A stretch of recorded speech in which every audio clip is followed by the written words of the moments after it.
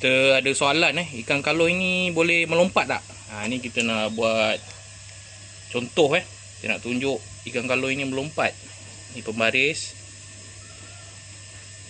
Okey, air sampai atas ni dalam 7,5 lah tu, 7,5 inci lah. Tu air dalam lebih kurang 7,5 inci daripada permukaan air hingga ke besi ni. Jadi saya nak tunjuk ikan kaloi ni boleh melompat ke tak. Kena umpan dia.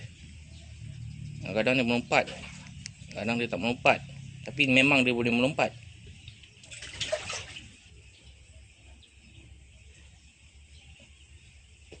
Tengok dia lompat. Dia tengok mood juga lah. Kadang-kadang dia melompat, kadang tak melompat.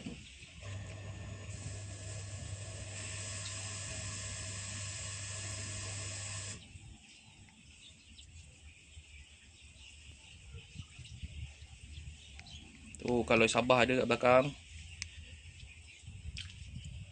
Aduh, Sabah. Nak tunggu dia lompat ni yang payah ni. Dari muka air ke besi ni. Tengok dia lompat.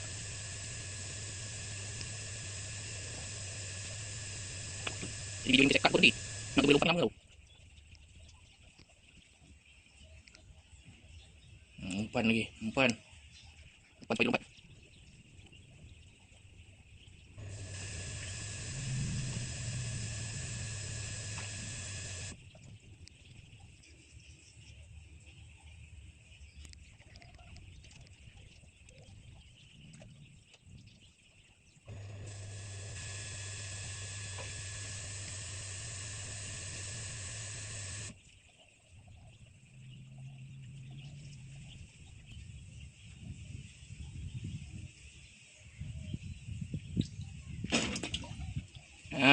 Anda boleh tengok tu.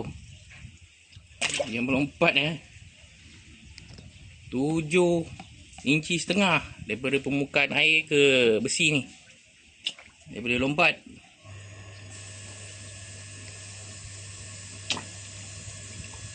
Jadi kalau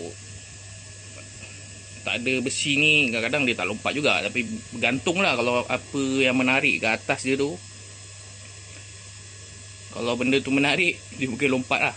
Jadi anda kena berjaga-jaga lah kalau anda bela ikan kaloi. Sebab kadang-kadang dia boleh lompat. Okey.